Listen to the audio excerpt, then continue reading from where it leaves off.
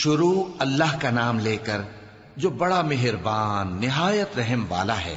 اے چادر میں لپٹنے والے، اٹھو، اب خبردار کرنے لگو اور اپنے پروردگار کی بڑائی بیان کرو، اور اپنے کپڑے پاک رکھو اور شرک کی گندگی سے تو الگ ہی رہو، اور اس نیت سے احسان نہ کرو کہ اس سے زیادہ کے خواہاں ہو، اور اپنے پروردگار کی خاطر صبر کرتے رہو۔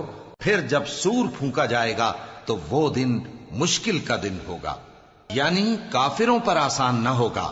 مجھے اس شخص سے سمجھ لینے دو جس کو میں نے اکیلا پیدا کیا، اور میں نے اس کو بہت سا مال دیا اور ہر وقت حاضر رہنے والے بیٹے دیے، اور اس کو ہر طرح کے سامان میں وسعت دی، پھر بھی لالچ رکھتا ہے کہ میں اسے اور زیادہ دوں۔